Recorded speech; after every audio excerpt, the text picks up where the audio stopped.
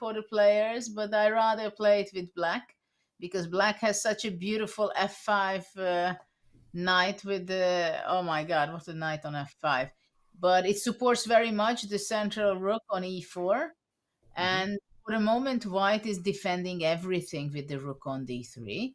So I don't see exactly how black can improve the position, but definitely it's black who is playing for a win. And it is quite difficult for white. I'm seeing the boards again, and my monitor said updates not complete. Well, I didn't ask you for update. I asked Judah for updates. Continue. Then actually, yeah, we should update. Yeah, thanks. We updated the Caruana game.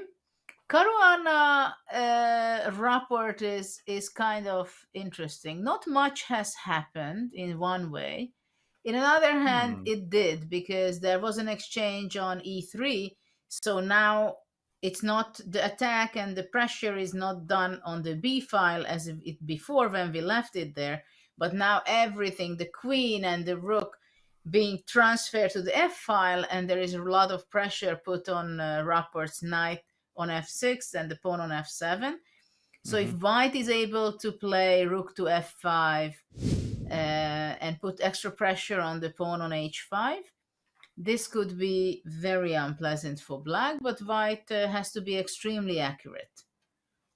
So for now, unfortunately, I would put my bet on the US according seeing the positions. But let's hope. I mean, from my end, definitely, I hope that things are going to be turning around and things go on the better way for my Hungarian teammates, ex-teammates. You're hungry for a turnaround in this match, but I said Caruana, nothing more he likes than a Rosalimo slight advantage, and I think he's borne that out here. I was just quickly checking up. We're not going to go there right now, but in the women's section, it appears that there were some results in the India-USA match. So I was just looking that up really quickly. Is that match tied 2-2? Let's get an update on that. But in the meantime, King Ace, yes, yeah, USA women tied India 2-2, which is a relief, I think, for the Indian women's team. In the meantime, King A7 disapproved of by the engine. Was there a better move that substantively changed the position? Was it rook e to d6?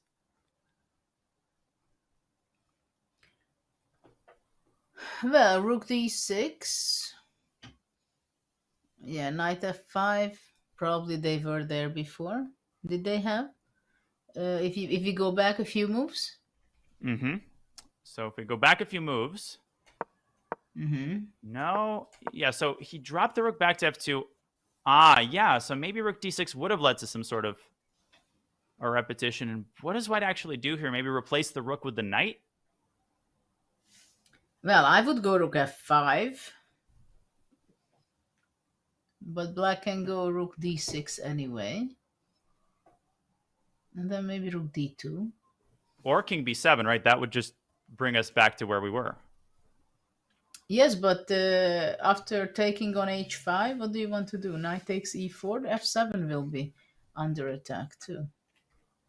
And Caruana's gone completely different. I don't care about f5 for my rook. The rooks occupy the closed file, kind of reminiscent of that last Kasparov-Karpov game. So what's the plan? Queen f5. And so your old idea, d3, d4, maybe he is at least hinting at that pawn advance. I have an idea. Moment. What happens if black goes knight e8 and d6? What happens if... Knight e8. Knight e8 and knight to d6? Well, by the way, I want to take your h4, obviously. That pawn is also a weakness. I could take h5, you take h4. And yeah, by the way, Vantika Agrawal, she beat Irina Krush in an equal position to save the match after yesterday having succumbed. Just the storylines are incredible. This is terrible for white. White loses the knight. So I guess I have to go knight f5? After knight f5, my plan was to go knight d6. I'm very tempted, but okay. Yeah, this is going nowhere for Fabi, isn't it? Yeah. Can we go back for a second, all the way back to move? Like, why does the eval keep changing from like 1+1 to 0.3? God, this game is so weird. The maneuvering is way over my head. Well, rook d2 is a passive reaction, right? But probably, yeah, queen f5 is the plan.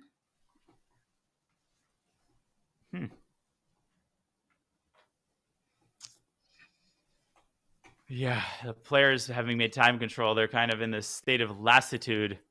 We can breathe easy. But Judith, I think we both know full well that extra 30 minutes can be a false security blanket because you could take 20 of them on one move and boom, you're right back in time pressure. Yes, this can be the case, absolutely. But they have to be concentrated still for the upcoming hour at least. And they have to be very careful not to blunder because there are some tactical ideas here for both sides. Gosh, I'm just looking around the horn. So many interesting games remaining. Dingley Ren, by the way, is probably going to draw Parham Maksudlu, and Magnus Carlsen has not moved, I think, against Vladimir Fedoseev. Can we quickly update Magnus Carlsen's game just to see how Fedoseev's technique is proceeding? And then we should look at Peter Leko as well. So what did Fedoseev play? Rook c2 check. No? I'm yeah, he went rook c2 check. He did. He did. And what is the significance of that check? Is he just biting? He's trying to get the rook to d2 before he pushes g3, I assume. I don't see exactly what is the big deal out of this move.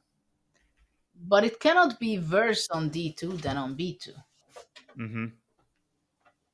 Definitely not. And it's caused Magnus to spend half of his remaining time allotment deciding where to move his king.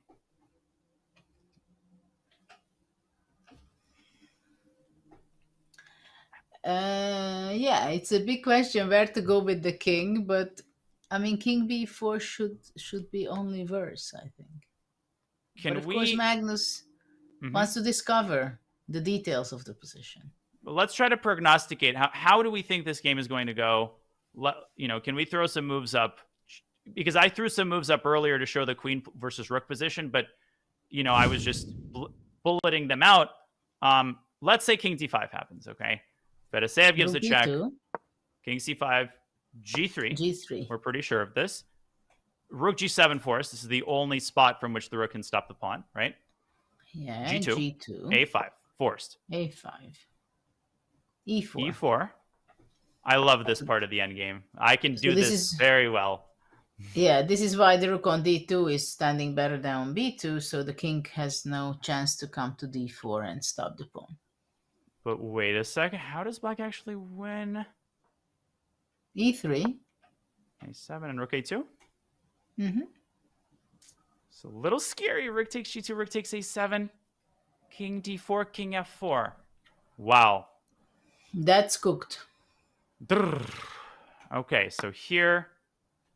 And no, I am the boss. I am the one who knocks. This is the black king, and this is crushing because of rook d2.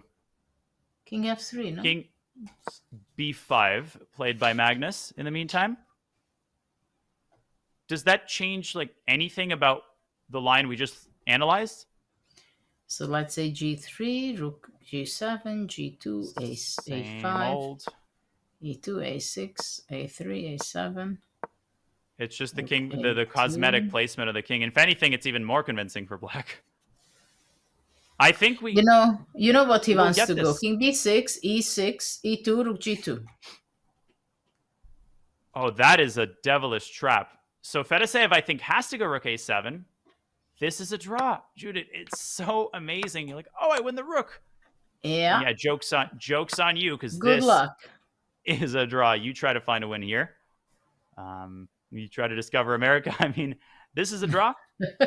But instead, the winning move, I think, this is actually, I think, what I threw up on the board. Rook takes a7. Yes. Yeah. And you the did white great. rook, it's got, a PhD dissertation to write, and it's got a family to take care of, and it's got too many tasks, and it can only take one pawn. Now, But no, I don't think you do you can win the rook? survive. Yeah. I think black wins the rook Yeah. by force. Like, if you could go rook g2 to b6, Yeah. we'd have a conversation to have. Here, I think black will zigzag the queen until the rook is won. Somehow, yes. Rook g8 still. But it This is the should be fun part. somehow white is losing. Yeah, here. And king b8, queen b4, king a8, queen a3. Down the staircase we go. Exactly. And there's always going to be some zigzag, some staircase until the rook is picked off the queen. It's omniscient. It sees all the little corners. There's no place to hide. Judith, this is totally forced. Completely forced. Well, that's how it seems so, but I completely understand that Magnus wants to play it out. I mean, still, there are always chances that, let's say, Fedoseev plays e4 instead of g3. Yeah, I mean... again, in these kind of positions when you are winning, but you still have to make a choice, this is winning, that is winning. It also depends which move you start with. Do you start with g3, you see all the way how it wins, or you start with e4 and you also think that it's winning? I don't know if e4 is not winning, of course, but the obvious continuation is definitely push the pawn which is already further and faster. I want to shout out Let's One Man. Wonderful time. He crushed Luke McShane in 30 moves for Vietnam. Gawain Jones won his game. This is England versus Vietnam, and that match is down to the top board between Lê Quang and Vitugov, which will end in a draw. So we'll get a 2-2 result there. Judith, also, when we lay out the path, it's so easy to say, well, this is the path. What else? What could be more natural? But there is no road markers for Vladimir Fedoseev, right? There's no arrows. Come this way. This road is paved. He has to choose on every move, and he knows what's at stake here. Yes. Norway's in trouble. Christensen lost to Demchenko, so obviously Magnus losing would end the match immediately. And then the Olympiad. Magnus loses, the Olympiad ends. Just kidding, of course. Well, of course, on Magnus, there's also a lot of pressure. I don't know how much he feels it, but he will have a bad day. I mean, this is not what he expected from himself, to have a game like this with white. He just didn't have the game he wanted. Yeah. And do you think this started early? Like when he got into the end game, the fact that he felt like he didn't have winning chances and he thought that this was a game he should have really grabbed control of from the early stages. It just seems like his mood, his vibe wasn't what we're used to seeing from Magnus, which is to take nothing away from Fedoseev, of course. Yes, but it happens many times that when great players lose a game, that they lose actually because they end up in a bad opening or in something that they don't feel comfortable at all. And this was exactly the case when I won against Gary. It was a rapid game, not a classical, but he simply made a very bad opening choice. He played the Berlin. It was a queen off endgame, and it was just simply not his game to play. It was not his style. He couldn't show the Gary who is Gary in this kind of type of position. And I feel that it happened the same thing with Magnus. He somehow got the position after move 12. It was not something that he could really create some trouble for the opponent, because it was such a liveless position that it's not that there are so many different actions and problems to pose to the opponent. Judith, I will have to show you Ding Liren's game against Maksudlu in case you want our heartbreaker of the day, because this wasn't just winning. This was more winning for Ding than it is for Fedoseev, and currently they are about to make a draw.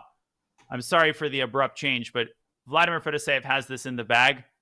I was going to ask you a question, but right now I am speechless. I just looked over this game, and I got to show you what happened earlier as Ding, he knows of the chance that he just released. Okay, let's rewind here and get to the board. This is the current board. Parham is going to hold this position. Now, Judith, look at this position from earlier in the game. Bishop b8 was a big mistake by Parham. And this, to my eyes, looked completely winning for Ding, isn't it?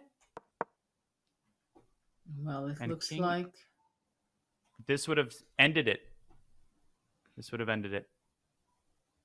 Why? Because after rook b1, rook d7, bishop f4 is the whole point. The point is you take back with the king. The pawn endgame is winning completely. But this would have been move 39, so presumably some time pressure. Instead, Ding gave the check and simply helps the king get to where it wants to go anyway. Oh, gosh. King f3 would have ended the game. Well, it's possible to blunder. Not the easiest move at all. Just, No, because you're looking that king c6, rook d7 is taking off the pawn. And not realizing that actually that pawn endgame is completely winning. And by the way, I'm not suggesting that this game is totally over. This actually looks sharp even in the current position. Ding has this outside h-pawn, and Parham is still very much on the hot seat. But, man, I just noticed that he was winning. What this would have done for his confidence. But he still has some tricks left in the bag. The world champion, his struggles continue. Well, and the match is also... Well, actually, the match China will win because Wei is having a winning position. And Wei is beating Tabatabai with black. And Bushanji is about to draw Idani Puya on the bottom board. Let's take a look at Wei Yi. Yeah, Tabatabai has been so solid for Iran. Holding Prague in the last match with black. But crashing and burning here. Is he dead lost here? Are there any last chances here as he's down in exchange with no perpetual in sight? So on queen d7, black goes simply king g6, queen e8, queen f7.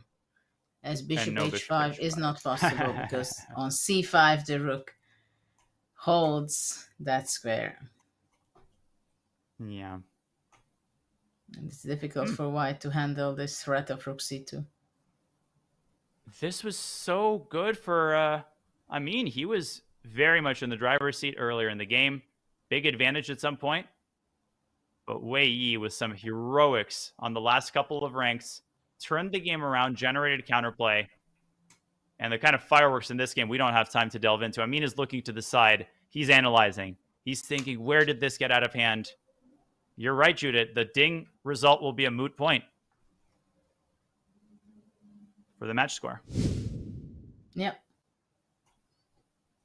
Okay. Okay. We also have the Germany match, which is heating up unexpectedly. Brrr. Okay, what do we have here? We have a draw. Okay, no, let's see if we can pull up that bird's eye view. Germany versus Armenia.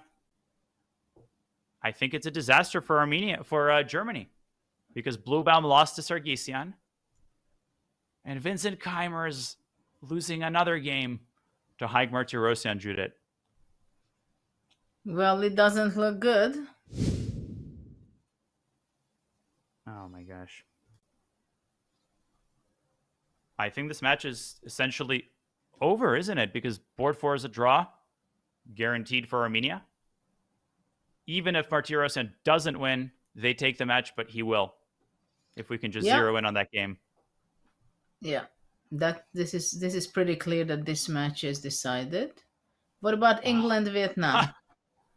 And we're seeing Kramnik. They're pacing on the camera. Of course, we still have that Aragaisi game going. England versus Vietnam, I think, is going to be a 2-2 tie. I'm going to quickly check into that Vitugov game, but I thought it was a dead drawn endgame. Yeah, that can easily end up in a 2-2. Yeah, I mean, Vitugov needs to be a little careful, but it is as far as I understand, a dead draw. This is the current position. Who is pushing here?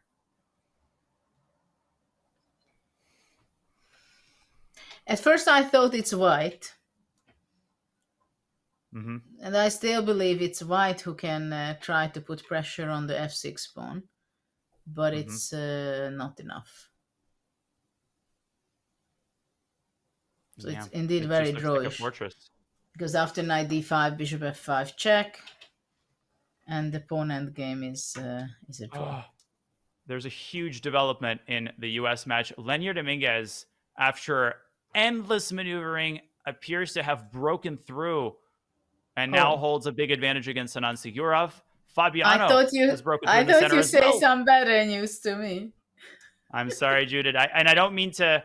It's like there's a good movie scene from this old comedy where the king asks for bad news to be delivered in a good way. Maybe if you tell me the bad news in a good way, I won't feel so bad.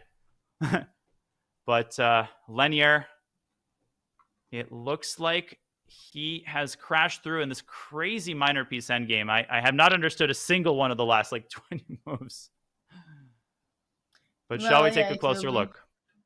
It will be very difficult. Maybe we could just look at the other games. Like how is it going, developing the Fabi game. And Fabi played d4. What a breakthrough. I mean, move 1 would have been pretty good too, but move 51 is also sufficient. Let's look at the Fabi game, because Lenier is winning in boring. He's up a pawn and he's got the knights dominated. There isn't much to flesh out there. He's just outplaying Sigurov in an endgame. This one, we got some sriracha going after d4, queen d8. The big question for Fabi, does he pull the trigger on d5 or is that impulsive?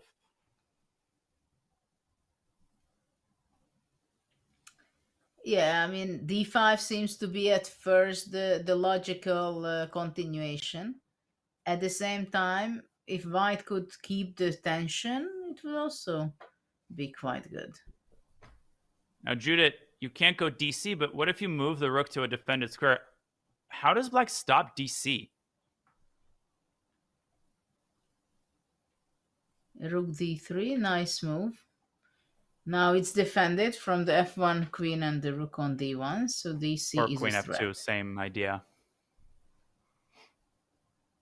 He has played. But actually, look at this. White sacrificed the pawn on h for all this. Oh yeah, it's gone, isn't it? Can you go back a few moves? How did he sacrifice this? He just left it there. Take it. I don't care. Wow. Have it. Apparently, wow, DC he had in this position. You're kidding me. And it was just winning on the spot. It was, because rook d2, you can't take the knight. d2, oh. But why can't you? Oh my God, Judah. Why can't you take the knight? Because in this position, there is an insane move. And it's not queen e6.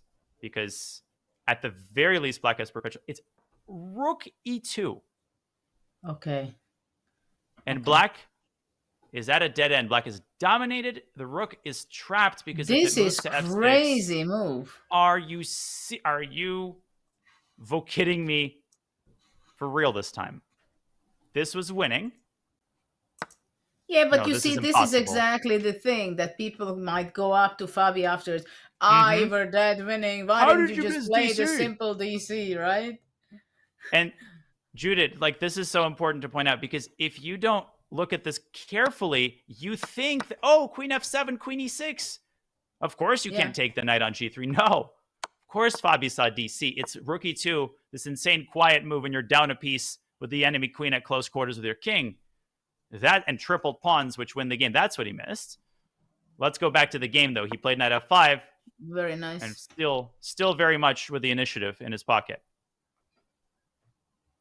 But this is a very nice decision that he was figuring out how to do all this, to play d4. Very impressive. Yeah, Fabi is such a well-rounded player. He's been in excellent form from the earliest round. He's avoided some of the ups and downs that afflicted his teammate Levon Aronian, who lived to tell the tale. Fabi has been the professional we know him to be. Rook d3 on the board. Or d5, you think? Well, d5 is tempting, but Fabiano is standing. He's happy with his position. Yeah, when you're standing and drinking water while hovering over your own board, that's a good sign. That means you're confident. Yeah, he's going to look around what's going on the other boards. But what did he play? Rook d3. Oh, a meat grinder of a move. Nice move. DC. Difficult for how to do it with black. DC's coming, so is Washington, and Rapport sits down. One guy sits down, the other guy goes to Washington his face. How is this not losing for black? Because DC just opens everything in the center. Like, how does Rapport keep his position together? Well, let's say C takes d4. Mm-hmm. Which one do you take with? E takes d4? Man, you're asking all the questions I don't have the answer. Okay, CD. CD. So now E takes d4 is not possible because of knight d4 and knight c6 next. Yep. So black has to be moving something differently. But now what, yeah? Let me show this for the newer players. Little deflection action. Double fork and win. Actually, and E5 was also quite strong. So this was CD, right, that we were looking at? So what about king a6? Okay, you I'll just take. go d takes c5. I guess you have to take, right? I take. And queen somewhere.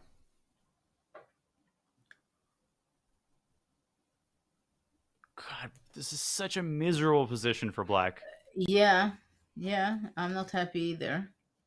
But the eval bar is not complaining that much. I wish it were complaining more. It's way too mature right now. Oh God, queen a8 is the move. Are you kidding me? Oh my gosh, why queen a8? Well, I can't say that this is something that I would be looking for to play with black. Rook d7. Oh, I thought, yeah, rook d7, and now I guess to go bc. Queen d1 and rook d8. You know what's a cool idea? Can I just show like this? Oh, I mean, that's nice. By the way, queen b1 here is, I think, the best move. So black has to play bc. And it's amazing, but maybe like white just doesn't have that killer, that knockout blow. But can you help me understand why not queen b8? Like, why queen a8 is so important? Why is this so much worse? Probably queen b1. Excellent, with a pin. Wow. That's the key. And if I try to hunker into a little ball. Rook d7. Oh, no, you didn't. And again. Oh, come on. That should be made illegal. I see you also like beautiful Budapest. mates. My favorite. My absolute favorite. Troitsky applauded us somewhere out in the Siberian forest. Very difficult position for black. What do you rate his saving chances as?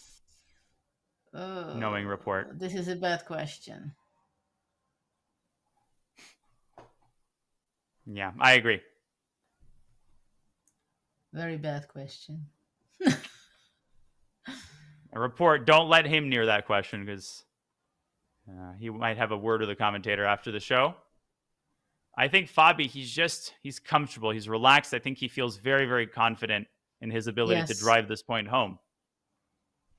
I also have this feeling, and he was looking around. He understands that the match is very close to winning for them, as Dominguez is having a winning position.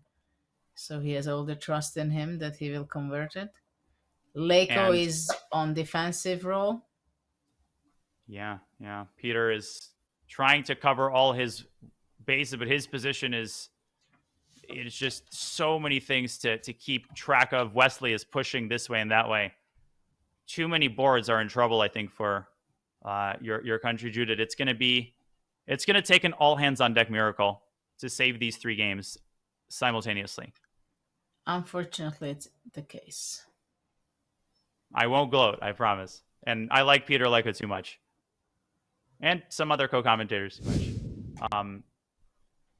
Hungary, of course, won in 1976, Judith, ahead of a Soviet team that featured everybody. Your country has quite the habit of performing incredibly well at the Olympiad, thanks to the effort of certain players. Yeah, we had fantastic teams in 78 also. And, well, we had fantastic players always playing for a medal or being a candidate for a medal. Yeah, so I misspoke. 1978 was when they won. Yeah. So it's 76, I was born. So the universe But we had great teams and players from the very first Olympiad, basically. Like Hungary was always, for 200 years, we had amazing players and players who were acknowledged in the world of chess as one of the top players. Now we see Magnus still fighting for his life. Yeah, and it's lost. But speaking of medals, there's another gold medalist, commentary gold medalist, John Sargent. I present to you with the virtual medal. Congratulations. Any winner speech remarks by the medal recipient? Thank you very much. I would first like to thank my co-commentators, Judith Polgar and Daniel Naroditsky, for carrying me on their shoulders all the way through to this virtual medal ceremony. I appreciate that very much. And the tenacity of the fantastic players at the Box Sports and Conference Center for giving us so much content to talk about and so many storylines to follow. It's not even the beginning of the end anymore, Judith, is it? I feel like even Magnus, with the strongest mental game arguably in the world, he's playing the moves out now, but it's over. We're about to see a resignation. We're 3 moves away. We're 3 moves away. Wow. Well, he plays until the very, very end, until the moment he feels that there is little chance. But of course, he understands what is the evaluation of the position. He does not cheat himself by believing that he has really any realistic chance to save the game. As we see, he just resigned. So there we go, folks. That is absolutely massive. So many storylines that we are going to be following. Magnus Carlsen loses as Norway slump to a 3-1 loss versus Slovenia. India, Uzbekistan on the brink of a 2-2 draw. That hasn't finished yet, but that's what it looks like it's going to be. The United States edging out Hungary to get back into contention, and China currently looking like they have the winning edge against Iran. All sorts of exciting finishes to the top boards in both the open and women's section. By the way, Kazakhstan are better but not yet won on the final board against Poland. All of this action and more when we come back in a couple of minutes for the conclusion of the 45th Fide Chess Olympiad Round 9.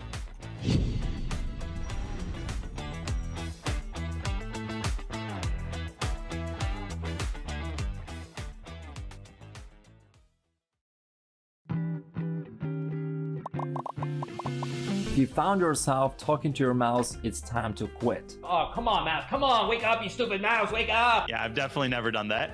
In this case, you can see that Nakamura was obviously upset about perhaps some blunder he made. Sadly, I think I've seen this clip enough times to remember that this comes from a video where he was doing, I want to say Puzzle Rush, and he mouse-lipped while trying to set some sort of a record. You know, you can find clips of certain other GMs and streamers performing gymnastics with their mouse, but we're going to leave this out of this video. And it does happen. Occasionally, you realize that you're blundering more often than usual, or you lose in time more frequently, and because you just forgot about the clock. Overall, it's natural for us to have a downtrend, and if you notice that, it's better to take a break or to even continue with playing chess for today and to recharge without waiting for your rating to drop to the very rock bottom. Yeah, that's a good one. I get this a lot on my stream. People coming in and saying, I dropped 200 points today. I'm at rock bottom. Should I quit? And obviously people who are asking this question, I don't think are actually looking to quit. If you're not enjoying your chess experience, then you know you should take your talents elsewhere, obviously. But if you look at the rating graph, let's take the chess.com Blitz rating graph of any top Blitz player, maybe with the exception of Hikaru, right? That is the one outlier because he's freaking Hikaru, and you shouldn't say, well, Hikaru stays at 3250. I dropped 200 points.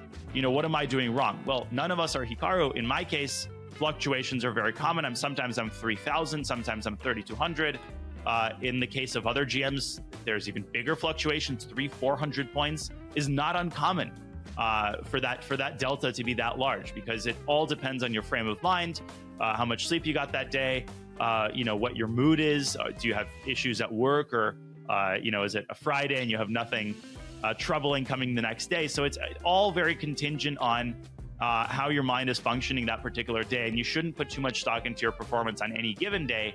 You also shouldn't fall into this trap of getting on tilt and then kind of wondering, well, why am I losing rating? Well, generally, you're losing rating or lots of rating if you're on tilt. And yes, the best thing is to stop, pause for the day, and then resume the next day. That's not always possible. We're all human. So I'm not going to pretend that I am able to do that, but definitely something to aspire to if you want to maximize your experience and your chances for success.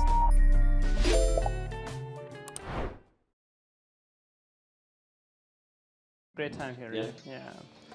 You enjoy the commentary? We pulled you on the couch today. You finally got on the couch. Nice cookie. No, it's my cookie. Anish, this is my cookie. I worked all week for it. It's my cookie. I told you, right? You did say you wanted it right before you got here. I didn't hear about that, Danny. You both want the cookie down? Yeah, of course. Yeah, how are we going to send Okay, it? who's higher rated? I didn't know you guys act so bad. It's such terrible acting. Things you do for money, I mean. All right, Fide rating. Who cares about the feeder rating? No one cares anymore, man. Okay, let's settle this on the chessboard. Let's go.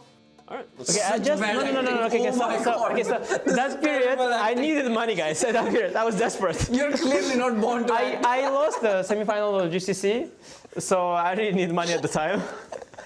I just heard the news. I have another child incoming, and then Daddy, he offered me to make this video, and I was like, you know, how bad it's gonna be? But that doesn't justify the bad acting. Yeah, I know, it was terrible. Like, It's terrible. My cookie? My cookie? No, okay. The script was amazing, but the acting just ruined everything.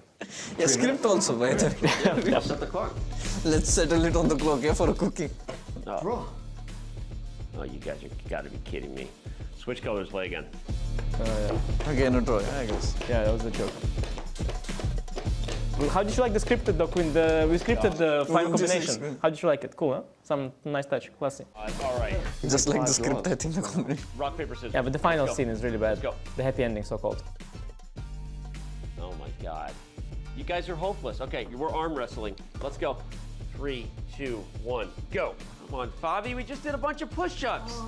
You guys, this is insane now. It's a cookie. We're taking it to Twitter. Twitter battle? Most likes wins. This is so It was rehearsed! It was rehearsed, okay? It was rehearsed. so cringe. I think it was the highlight of the video. So cringe. It's extremely cringe. Look at that chicken. Look at that. Can I please have a cookie? Yeah. There you go. Thank you. You want it? Awful. In my head, it was better, you know? Awful. No, I told you. Has Sopiko seen this? It's so cringe. Okay. I'm not doing. No, it's, I'm not stooping this is bad. or This is bad. cooking. This is bad. I think we should watch this again, the video. No, enough. No. Oh, can I please leave? So bad. That's why I have a chess.com contract and you don't with it. At what cost?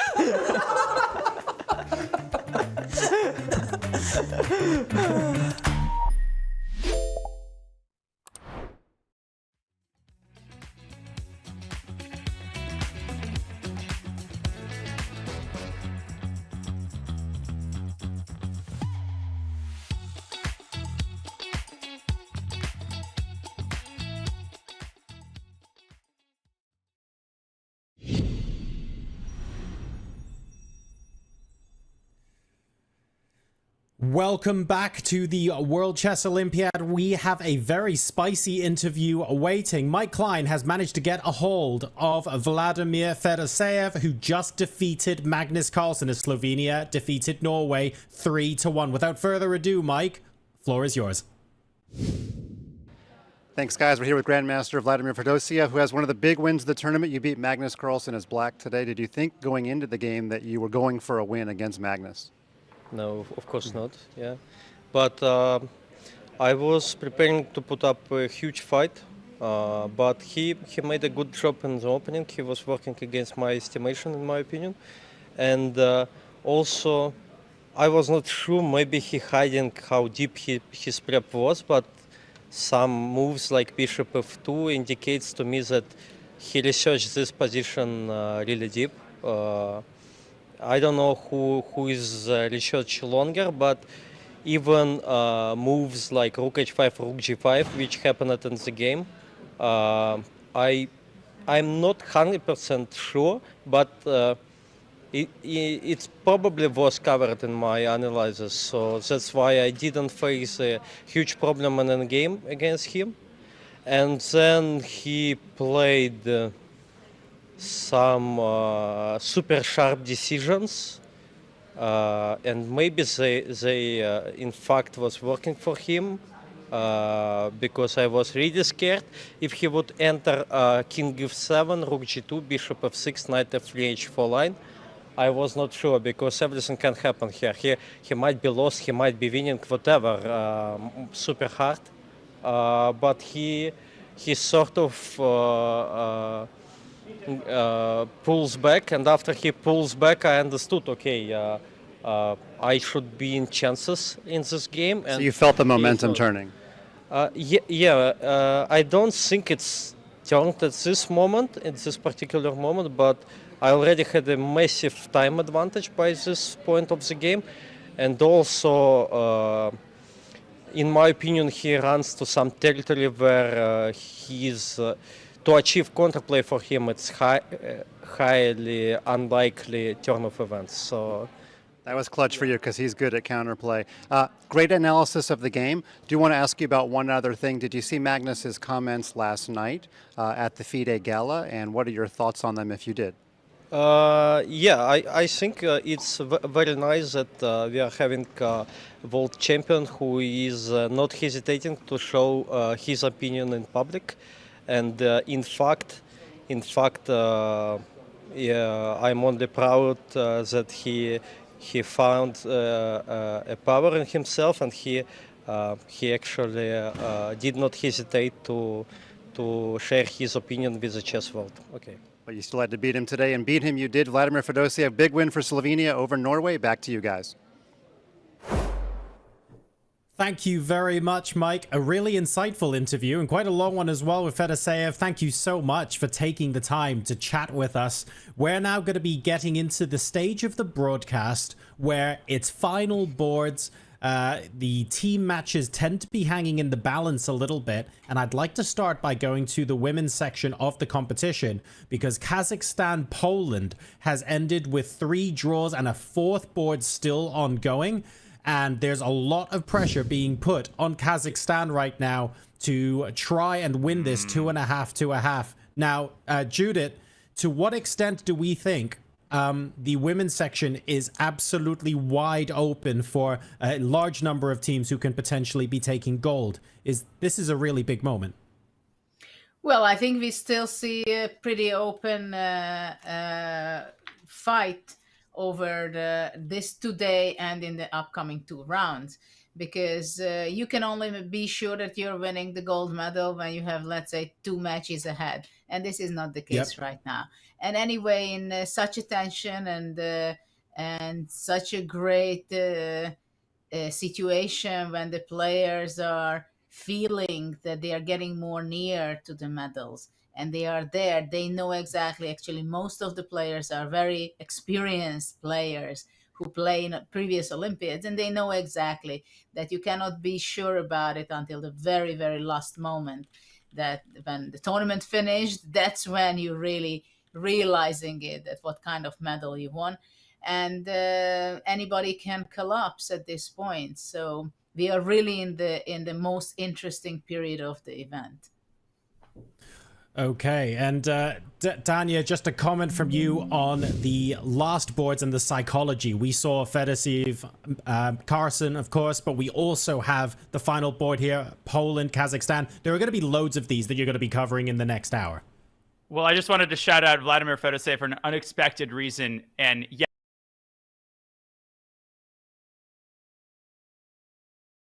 he just beat Magnus with black, but I've been good friends with Vladimir for since 2009.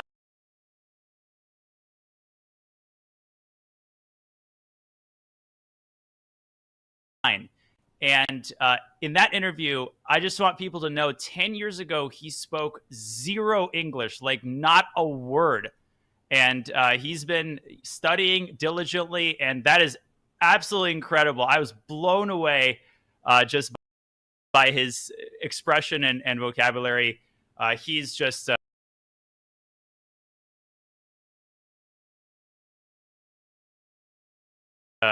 really, really impressive guy, super talented, and you just feel happy for him. You sympathize with Magnus, but what an achievement for Vladimir Fedoseev, who plays for Slovenia. Okay, I now pass it off to Alua Nurman versus Alicia Slavichka, the two heroes of yesterday's match. How symbolic that they will once again decide today's affair. Exactly right. There's absolutely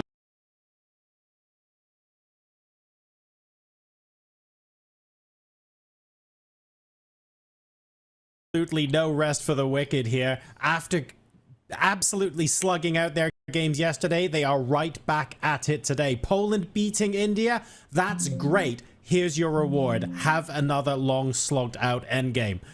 Judith, Dania, I pass this over to you. Judith, I pass it over to you. Well, let's see, what is this position. I like it at first with black a lot, not only because black has a pawn up, because b4 is immediately already trying to attack white's queen side, where the king is located in the corner. So, of course, white is trying to get back a pawn on d5, but right now it seems like black is having a winning position, which means a lot for the Kazakh team, because h4 pawn is also vulnerable. So it is a position where I don't believe that black will blunder or make such a mistake that but maybe I'm not correct. Well, actually, Was there queen e3 winning a piece, right? Now I will not say that white completely. Queen d1, but maybe now possible. AB would have been a better version. Now AB, and then the h4 pawn is also this grabbable. Is a huge weakness. Judith, white was much, much better in this game and has just been sort of suffering death by 1,000 cuts. It's not that Alicia made one mistake. She failed to kind of establish the initiative, and slowly but surely she's been conceding territory until we reach this really, really nasty position. But apparently white has a chance here. Can she play rook takes d5? Like, this is a big question because she will have a pass pawn on the queen side. And we know that bishops are usually better at supervising pass pawns versus knights. Well, let's observe. If rook takes d5, black will be capturing on d5. Queen takes d5. And queen c6 also, by the way, possible, but yeah. Yeah, maybe. Yeah. And then if queen c1, king a2, and it seems like white is pretty safe with his king because the black knight is far, far away. And the counter attack on f7, it's something serious. So probably black should be taking on d5. Takes, then black has to also to take on a3. And now actually result I game. would be, I'm not sure not b4 is the best move. I don't know if b takes a3 or b4. I mean, b4, I would think that it might be the move because it's faster, but maybe b takes a3 is just good enough because after knight takes h4, black should be trying to collect as many pawns as possible. a4, and the black knight is not so well placed. The d5 bishop is just perfect. And after knight d6, No, but I'm taking white here, and this shows you why why knights are so clumsy at stopping corner passers. If you can get this endgame, I think white has the practical chances here. Okay, black, of course, can draw with f6 and then quickly getting her king to the other side. yeah, But- probably white should be now coming with king b2. Black goes f6, Yeah. takes. And it's not clear that black can make a winning attempt with the two passed pawns on g6 and h5 because the white king can just simply come to the king side, I think, and the white bishop and pawn holds up the knight. And so for that reason, I'm actually very enticed by just not going into this and going queen to c6 if I'm a Lewin. Now, this is if white plays rook d5. Slivicka still has not moved. What do you think of this move? Well, I believe it's a good try, but I think white can, for example, I don't know if queen e4 is a move to consider, but also a4 is possible. Maybe a takes b4 is even possible. There might be. By the way, we have not forgotten about Arjun Knight versus whoever he's playing, Vukidov. That position is still dead drawn. If anything changes, we'll bring you that game. But nothing has happened on that top board for a while now. I'm keeping an eye on it. This probably is a blunder to knight e3.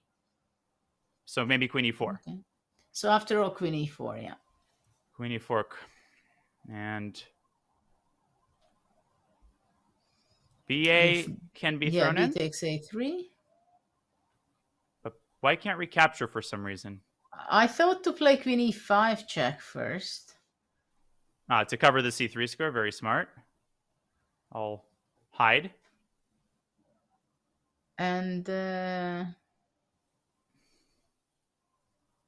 can white... I thought this looks rook e6 was terrifying. scary. But apparently, maybe just queen b2, curl up into a little ball, and hope for the best. Or hope for mate. Yeah, but definitely black has to go queen c6 if she wants to play for a win. So let's go back. And what is white thinking about? What alternative is there? There is no alternative, Judith. I am scared that Alicia is tempted by some sort of option like a4, which is a terrible move. You have to get rid of this d pawn. She's now spent 5 minutes, though. What's going on? Well, I think she should be calculating what are the options, which there are not too many. But she has to evaluate which pawns are the most important and valuable for her. Like h4 was something that probably she had on her mind that I cannot lose. I cannot give up the h4 pawn because that's essential to keep that pawn in order to fight for a draw. Yeah. Obviously, I can't imagine the impact on your nerves to draw Vantika Agrawal and demand yesterday. And again, to have this situation, Judith, I'm sure you've been there so many times where your teammates have all drawn or, you're down a point and you have to score a result on demand. What's that like sitting there with your clock ticking down? How do you describe the pressure? Actually, it doesn't come to mind now when I had to win, and I'm sure I had this case. Actually, I remember one now.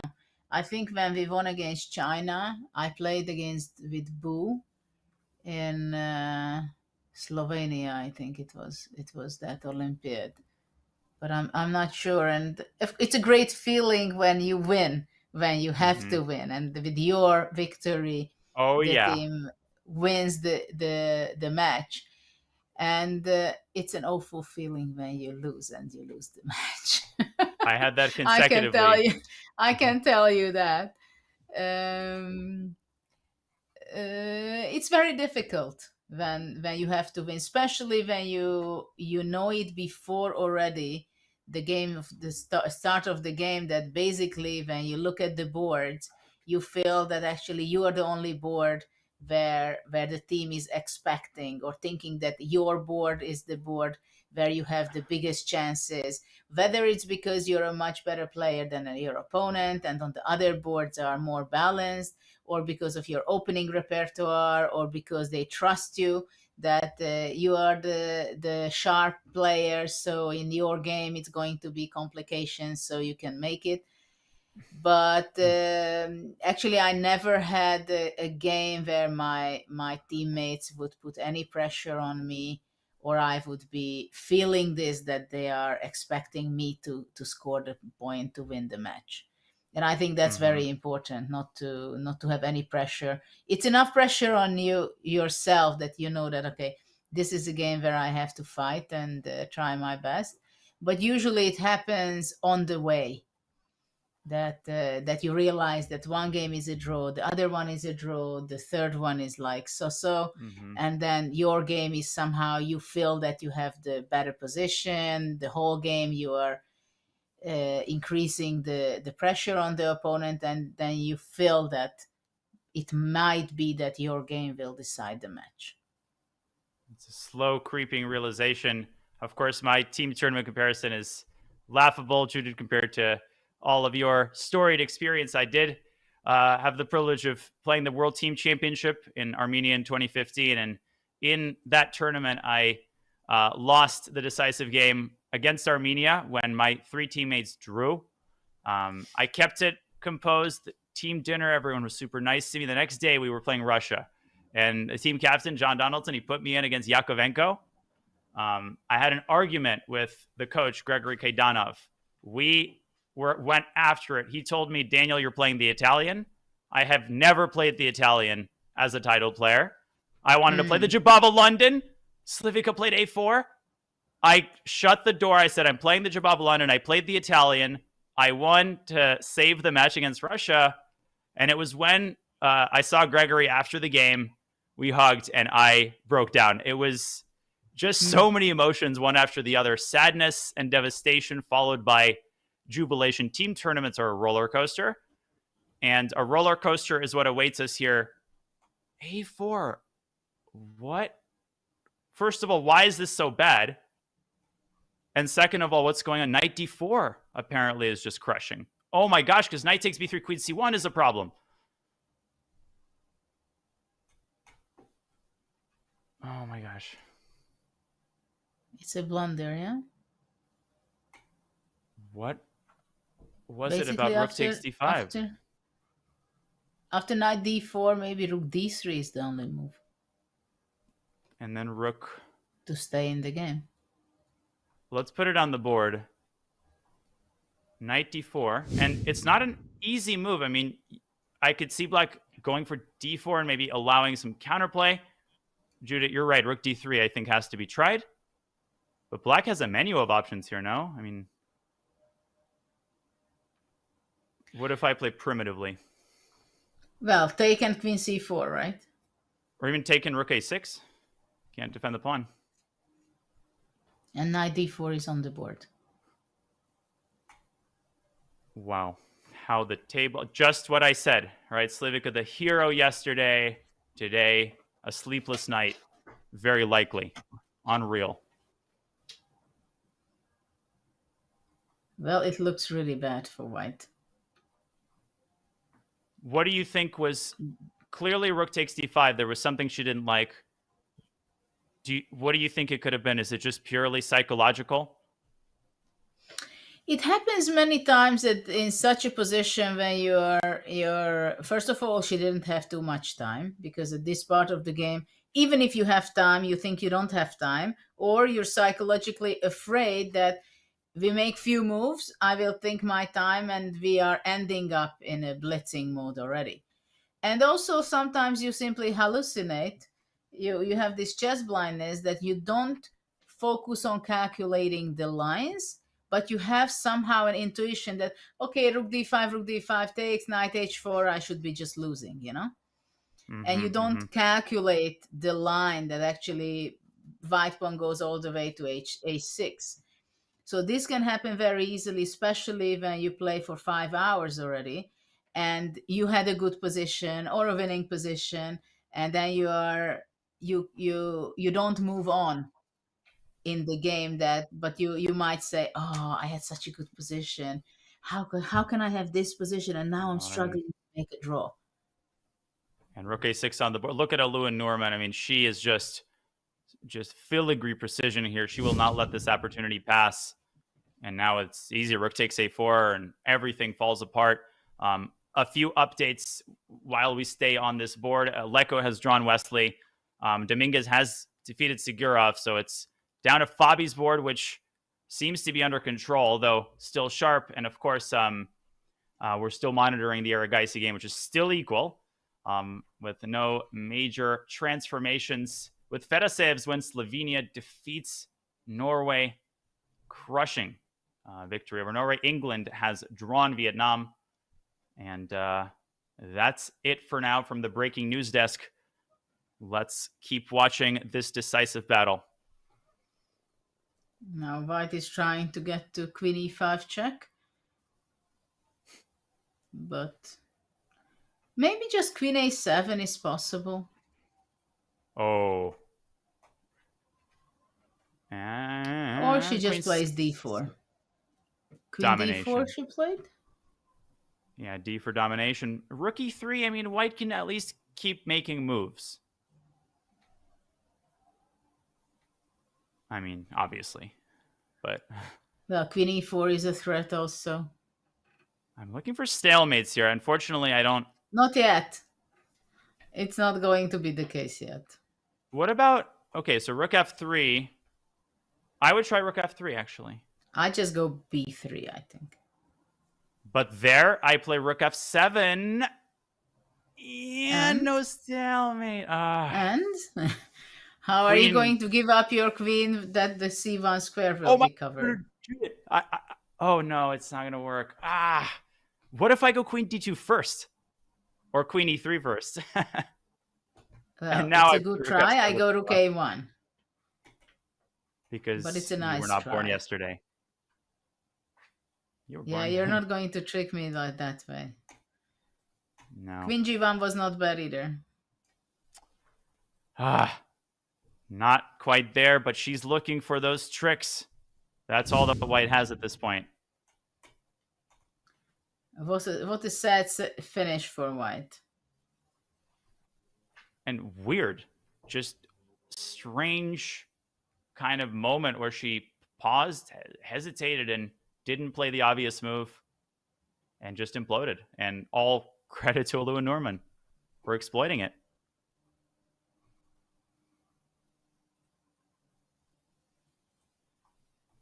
I think she went rook f3.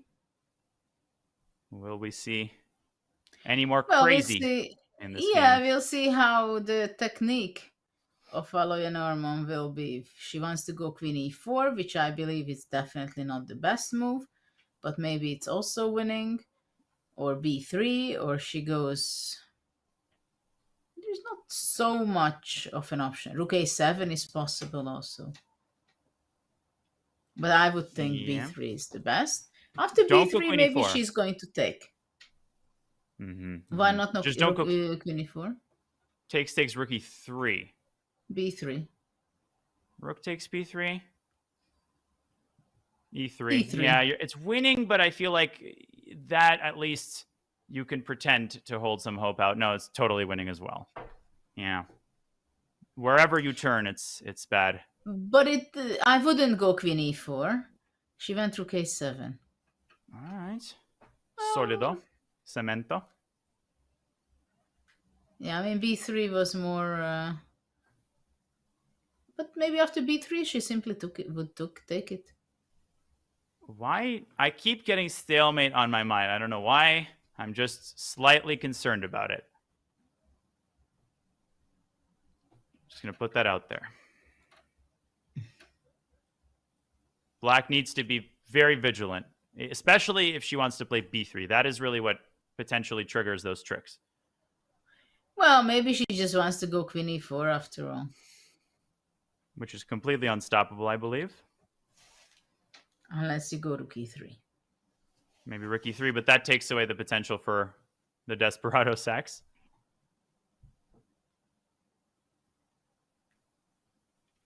Yeah, I'm curious if rook b3 will be played, for example, trying to attack on the b4 pawn. And this one seems pretty much hopeless. Yeah, your face says it all. I mean, there's just E2. not much there. Would you go queen e4 check?